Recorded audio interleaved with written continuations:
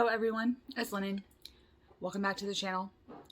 Today I want to touch on some things I've been thinking about in terms of the goddess.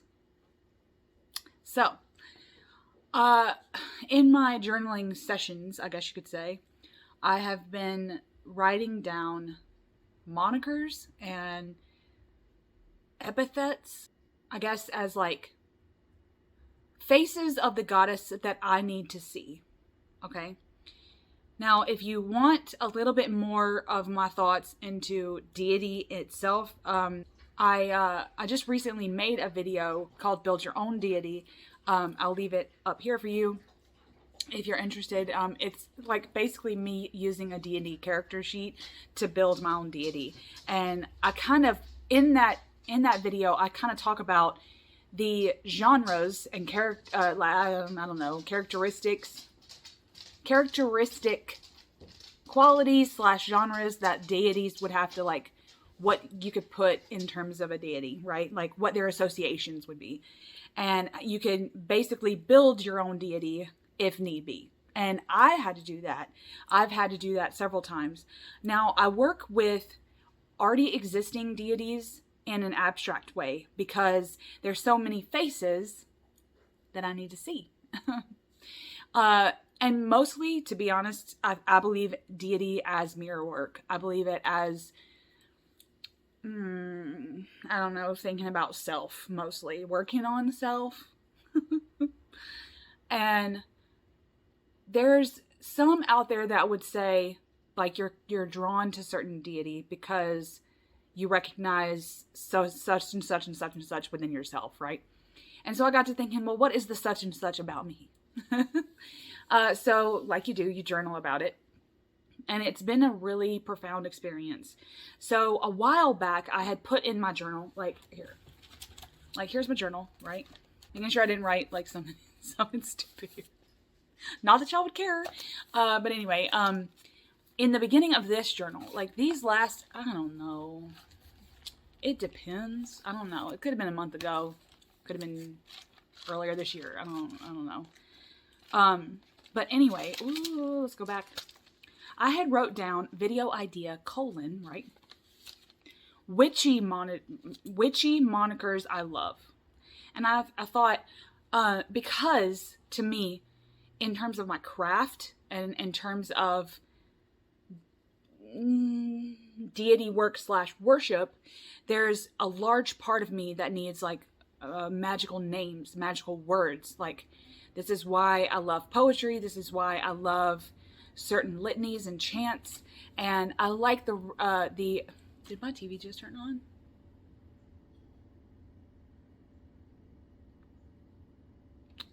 Blue. Okay, that's done. I have to turn the TV off. And for some reason I wrote witchy monikers that I love as ways that, like, things I would want to call myself in terms of my own practice to aid in my practice. Because I believe, much like epithets, that they're different faces of my witchy practice, right? So therefore, like, if I'm doing something and I would consider that sorcery, then I'm a sorceress in that moment. And that kind of adds in the power, so I guess you could say.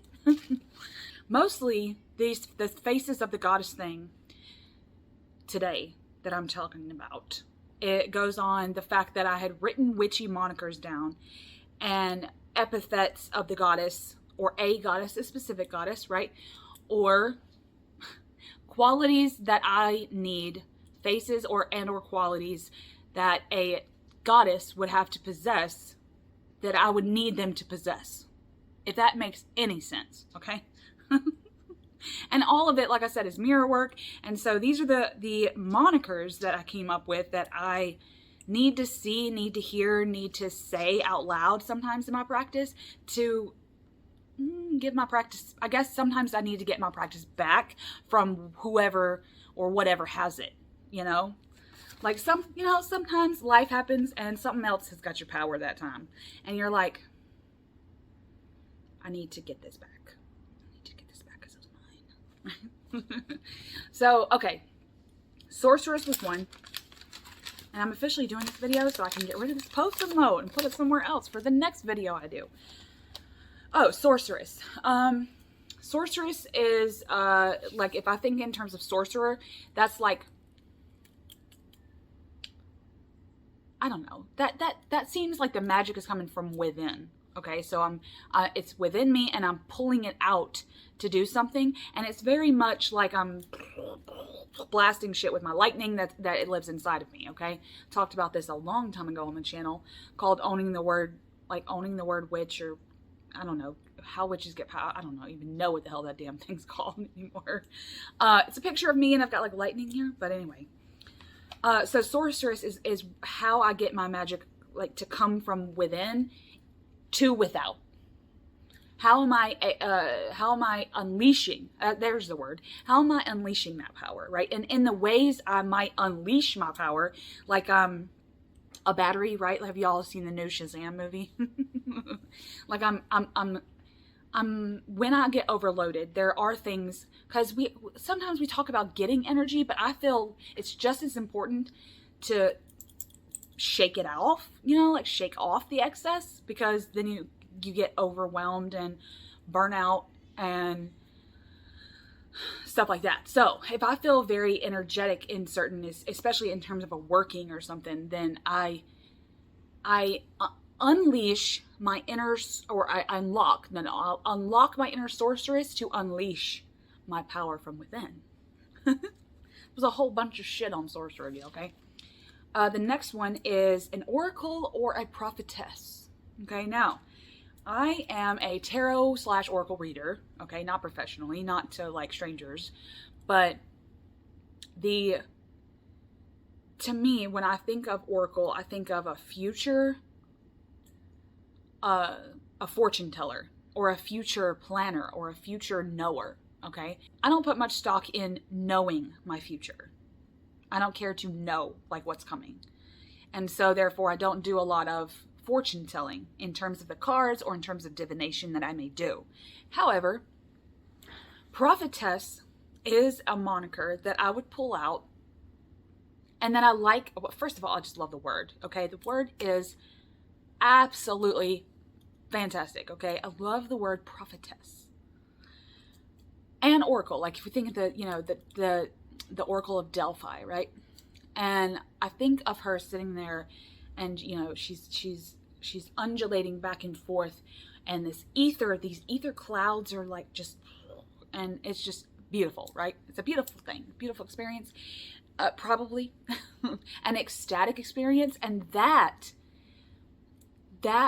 is more where the prophetess is coming from, because historically, to me, that's a contradiction in that historically, but in my opinion, historically, I believe that oracles of any kind have this ecstatic nature about them, and whether or not that comes from fumes, I don't know, okay? Not a lot of evidence to back that up, okay? But the point is that if it comes from fumes or something along those lines, then I still feel like before the future mapping or the fortune telling is placed, is like said, there's some kind of ecstatic experience that they have. And while we could say that you could use baneful herbs, you could use flying ointments, you could use certain types of drugs to get that altered state of consciousness, right? But I have been exploring since my practice inception, exploring ways to gain altered state of consciousness without those things. So while in the beginning of my practice, I may have used flying ointment. Actually, I love to make that stuff, but safe flying ointment. But I love to make that stuff. But at the same time, it's like I want to be able to get there by myself without an external help. But either way you do it, how can I generate energy that's like doing this up my body? So I guess where sorcery and sorceress, the moniker of sorceress, would be pulling it in to to externalize it, prophetess would be how am I going to ecstatically build the energy up within me, like charge. And so that's kind of where I go with prophetess. Not necessarily in the future, more so how am I going to build it to get to that point where if I did that, I could. Priestess. That's the next one. Priestess is another word that is very, very, very important to me. I find that there's always been something, like when I don't know, I must have been in 6th or 7th grade, I did a project, and it was on the Vestal Virgins, I believe. And it was just this really, really intense feeling that I had when I learned about them. And since then, I've been extremely interested in all forms of priest and priestesshood. Okay. I have a relationship with monks and nuns. I have a relationship with the priestess of old, like in a historical sense. Like I always have visions of temples, and like Greek temples, old Greek temples, these flowing, translucent white toga-esque robes, fire, like fire vessels, oil and fire, lighting the oil on fire in terms of a ritual, right? And at the core, I believe that priestess, in terms of a moniker, that I have to be a priestess sometimes. I have to say that I'm a priestess sometimes in my practice for the purpose of reverence. That could be self-reverence. That could be my own sovereignty. Like, I'm the deity and the priestess all in one, you know? Like, there's ways in which I can offer things to myself. I can, you know, I mean, I don't mean this to sound like I'm going to take one of those saint candles and pop my own damn picture on it, okay? We'll leave that for the Frida Kahlos, okay? But then, you know, on the other side, I'm not saying I don't deserve one of those saint candles, okay? Because I fucking do. But, I mean, like, how cool would that be to be on the altar? Like, you get a saint candle, like one of those 7-day candles, right? The white ones, like the thin white ones. And you tack a picture of yourself on it. I don't know. I think there might be something to that, you know? Or a picture of, like, yourself as a kid. Like an inner child candle. Like, what? Okay, so anyways. But priestess is a reverent follower, okay? Usually. Most likely. There's some reverence there. There's, I don't know. I feel like the priestess word to me is about offering, and it's about ritual. It's really about ritual. And it's about love. It's about devotion, but devotion in a God way. Okay. This isn't just like, oh, I love you. And you know, like we do for our family, right? You cook dinner for your family. That's a devotional act for family, right? But this is in a God way. This is so much bigger than that. This is, I'm giving you this offering. I'm going to light this fucking candle. I'm going to light this oil on fire from in this basin in the middle of this courtyard, in the middle of this temple, okay? Very much like the Thoth Four of Pentacle, Four of Discs. That's a powerful card for me because that's my priestess card. That is, I'm in the middle of that castle. There's vessels, like where the 4 pillars are for the elements. There's like where you would enact sacred elemental rituals. Oh, okay. So that's my priestess card, I guess, to embody that. But priestess is a moniker that I need in my practice. So, okay, then the next one is witch. Okay. Duh, right? I'm losing the light, so all the shadows are like really coming out, but bear with. Witch. Witch as a moniker is powerful for me. I love to call myself a witch because I feel like witch, to me, witch is all things, okay? Like, I think of the good and bad witches, like in literature, like Hansel and Gretel's witch. I think about Baba Yaga. I think, not that she was a witch per se, but I think about her in that capacity.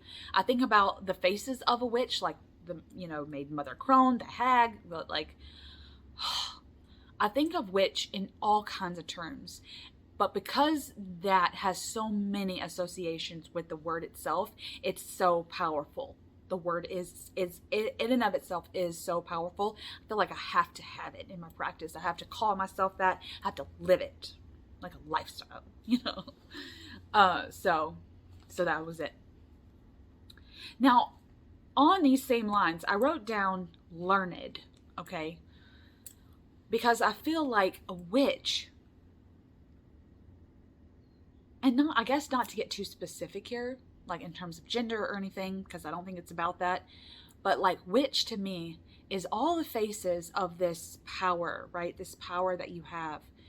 And it could be in all forms, but then a wizard is more learned. It's almost like a sage. In terms of an archetype, I guess, the wizard would be like a learned magic, right? Like a Gandalf figure, but like a even more so Sauron, not Gandalf. Like a learned, right? Like you're in this library, and when you need something, you need a powerful spell, you need a powerful this, you need a powerful that, you go into your books, you're going to your information. It's more the wizened wizard will be backed with knowledge and wisdom of the ages, wisdom of the past, right? Like history repeating itself, things like that. So I feel like I interchange, because I want to be, because I am a witch, but then I also feel like I'm a wizard in a lot of ways. And this doesn't even necessarily have to be magical based knowledge. This is all knowledge. This is gaining knowledge. Knowledge is powerful for me. This goes back to like the Sophia and Gnosis, right? To me, is that while witch can be so many faces, and we could be in any age, okay, and we could be good, bad, or in between, or shapeshifters. I mean, we're just all of it, okay? But then a wizard is more learned, right? He's traveled, he knows the world, he's cultured, he's got books upon books, he's got a whole library of knowledge that is at his disposal that he uses, okay? Because that's important. Okay. The next one. Oh, enchantress. This is so fucking powerful of a word to me. Y'all have no idea, okay? To me, an enchantress is someone who manipulates the energy, okay? So whether or not the energy itself is coming from within, or is getting learned, or is getting passed down in a learned way, that's another thing.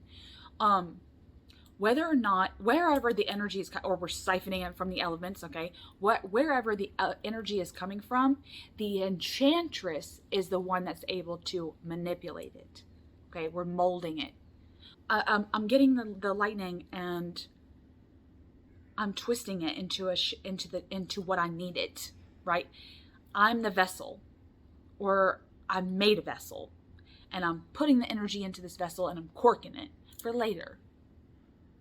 Or I'm the vessel, and I'm putting the energy to where it needs to go. Healing energy, right? Like I'm here we are. Here's the vessel that I've made it into, because I'm enchanting it. I'm manipulating the energy, and then here it's going to go to my wrist because my carpal tunnel is acting the fuck up, right? But anyway, just that's what I consider an enchantress. But see, you can go so far into the malevolence of all these things that's interesting as well. Like the enchantress could be someone that fucks with your brain, that jumbles you up. You can't think straight, right? But if you don't want to deal with that, then don't deal with it. To me, that's not a thing. Like if I don't want to go there with my magic and my energy and my craft, then I won't. The hag, okay, so the hag was going back to the witch. So I must have wrote hag because I wrote wisdom, okay?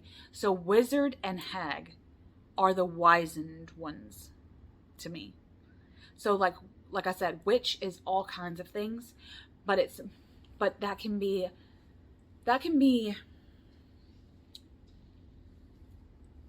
I guess what would be the difference is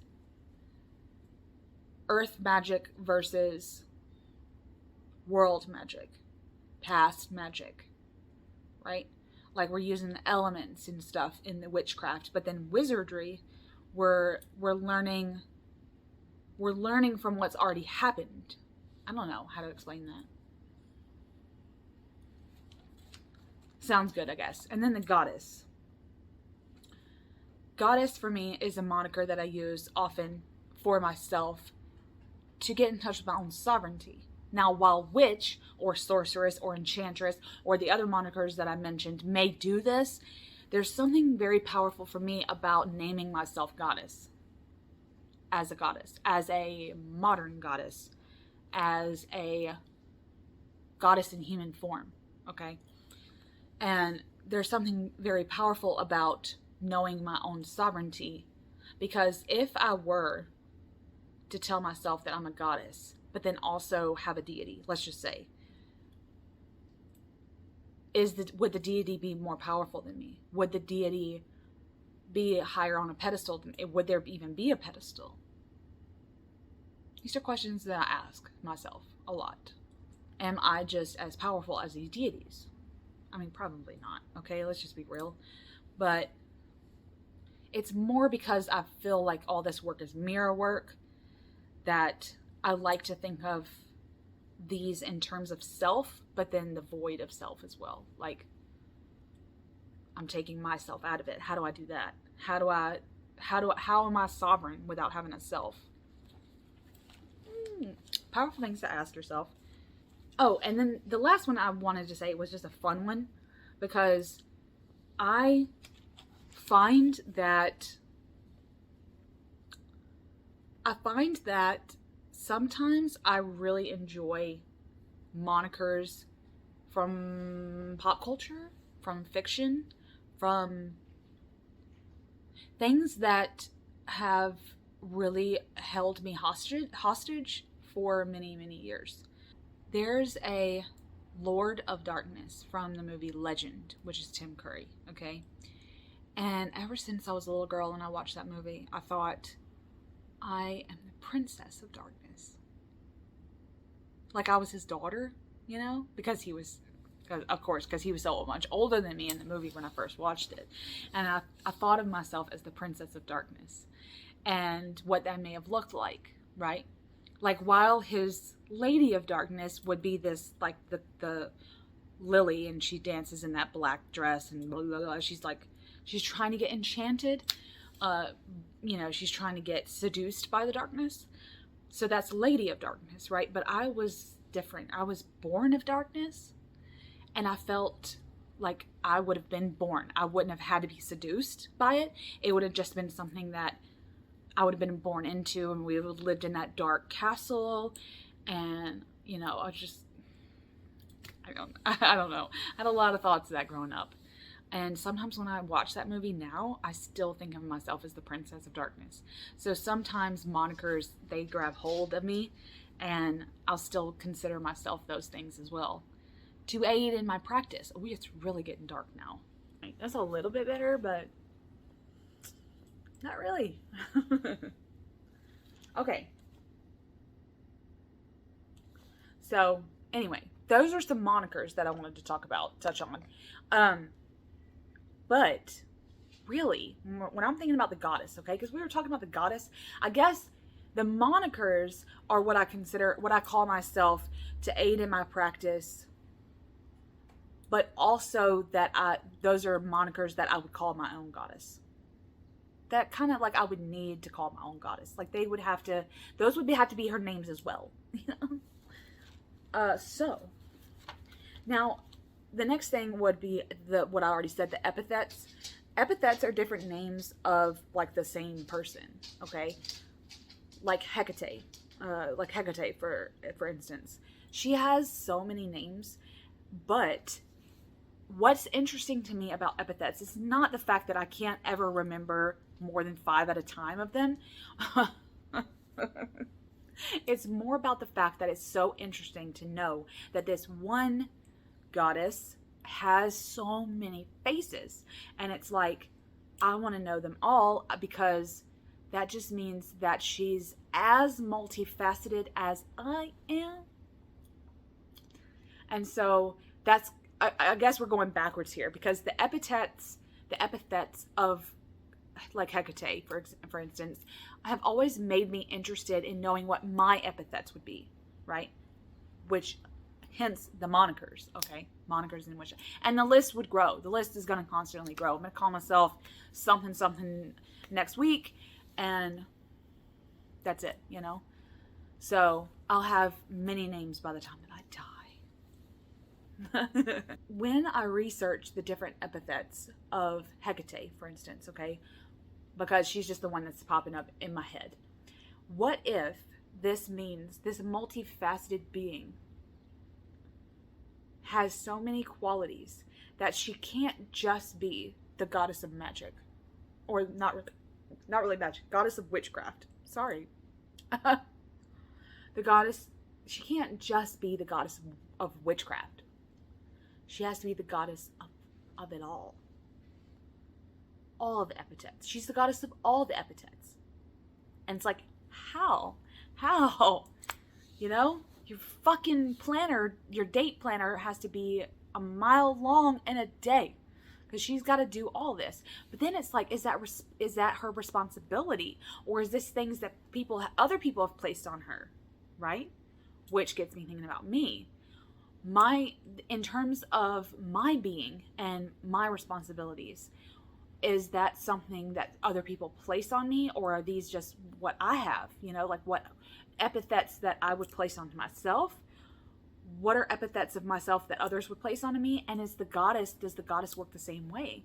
You know, like if she's the goddess of grain, let's just say she's the goddess of grain, and there's a name for that, right? Like an epithet of hers for that.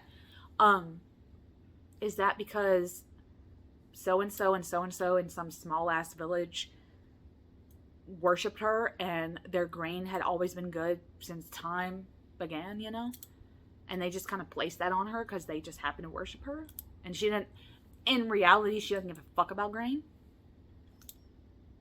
I don't know. Like, you know what I'm saying? I don't know. Ooh, it's like evening time, and I'm feeling it. I get kind of like this in the evening time. Like, in my journal time, I'm using my journal time to film. That's the problem here. Okay. Oh, qualities. Okay, these are qualities of the goddess that I need to see. Okay? Also, can we just say that the title of this video, I'm holding out for a hero? Thank you, Bonnie Tyler, for giving me a theme song, okay? Because if you change the word hero to goddess, the song has some really good feelings about it, okay? Because when I was a teenager, okay, let me just give you a little backstory here. When I was a teenager, I used to listen to that song. And about that song that just revved it up for me. And it would be because, and that was before I knew what like a good relationship was, a good partner was, a good whatever. Like, that was before I knew like what real world shit was. But in terms of fantasy, it's a great song, you know, it's a great song.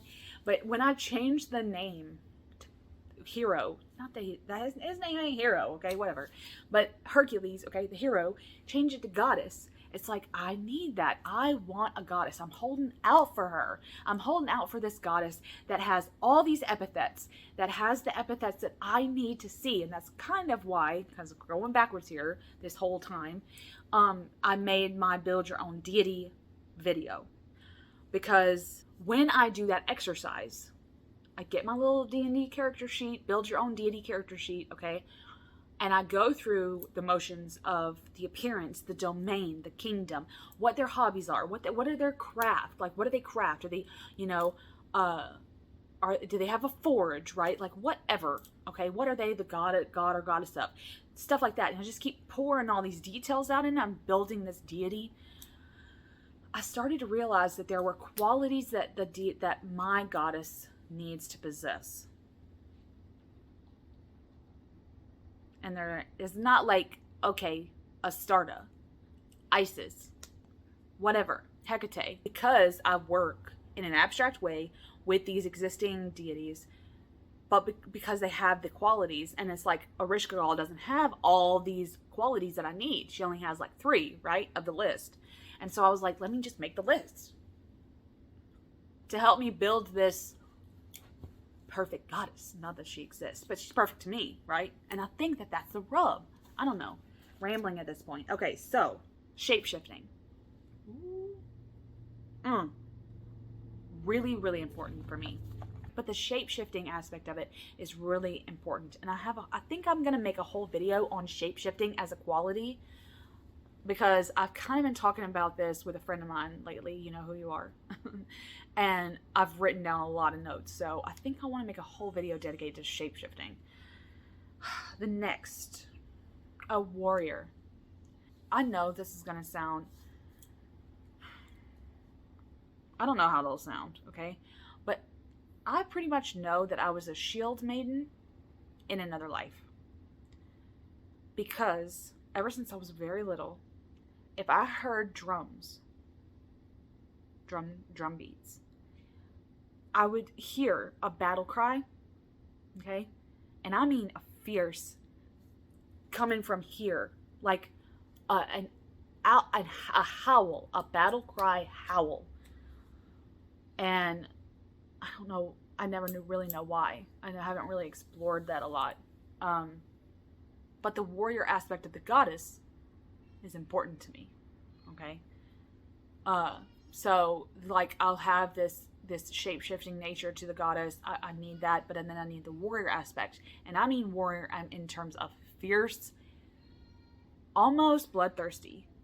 Because I need that in my, for some reason I have to have the bloodthirstiness in my craft and in my deity work. The next one is death in the underworld, but I also wrote liminality, because to me it's not necessarily about being in the underworld all the time. It's about being able to walk the line, because I'm very much a gray witch, okay, if you get my drift. Very much a walk the fence kind of a witch. And so I need to be liminal, kind of like a cat, right? But in deity form. Death death in terms of a goddess is heavy for me because of my relationship with mortality, okay? And with being death positive. I need a death goddess, someone that is also death positive and dishing it out when it needs to be dished out, okay? But underworld, like Persephone, right?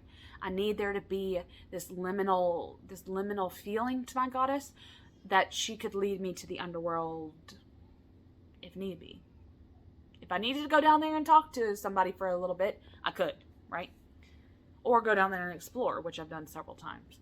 But anyway, so underworld and death, retribution and protection. This also goes back up to the warrior, but it's a little bit different to me. Warrior is in your face, okay? In your face. But retribution, vengeance, and protection are boundaries, okay? So this may go in terms of boundary lessons for the goddess. Maybe. Don't know. Creativity. Creativity, that's because I consider myself an art witch. I do artsy things in my craft. So that's something. Magic in terms of, like, not witchcraft, but magic, like, I don't want to use the word not real magic, like unreal magic. It's not that. There's an element of magic that I believe still lies within everything. Okay, there's a magic within the earth, ley lines. There's power that we can, like, it's like we're tapping into it, okay? So it's real magic, but in terms of, like, whatever, this would be like unreal shit. Okay, so I guess there's that. But magic is, I need a goddess of magic. A goddess of fate. Fate is huge for me. Not necessarily destiny, but more Morai, like the Morai aspect. And I know the Morai aren't considered goddesses, more mythical beings, mythical creatures, which are just important to me, okay? But having something that resides over fate and destiny, over cutting the cord, over measuring and things like that. Like I said, the Morai, I've always felt pulled to them. I've always felt pulled to them by the red thread. But anyway, so fate is high, wisdom is high, but wisdom and knowledge, because I think they work hand in hand. I very much want to be a learned witch, and I want my goddess to be a learned, and I want there to be an aspect of a face of her that I call upon when I need help with knowledge and retaining knowledge and gaining knowledge, and studying, right? Like this wizened goddess, like, anyway. Sky and / night, because clouds, like I said, clouds are really important, but night is really important. There's a part of my witchcraft that I feel I worship.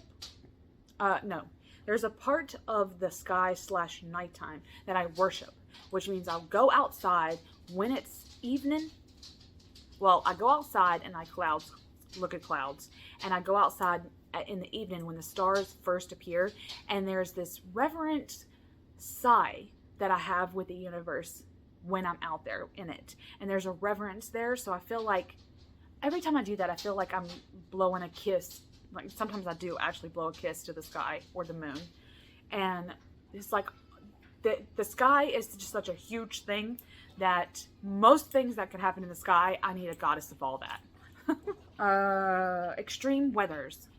Now, to me, this is winter, which is just a season, okay? But to me, this is like high winter. Like, I don't really get high winter here, but it's high winter, and it's thunderstorms. And thunderstorms that could shake the walls, rattle the walls. I love them things. The other night, was that last night? Maybe that's why I'm so wired. I get a lot of my power from thunderstorms, okay? And last night we had one that shook the walls. It was like 3 a.m., woke me up. Luckily it kept the baby asleep, but I was able to wake up and like open the back door, and just sit there like this, like, oh yes. And I just like sit there in a reverent way. So, need a goddess of storms or extreme weather, because I think they could go hand in hand. And then,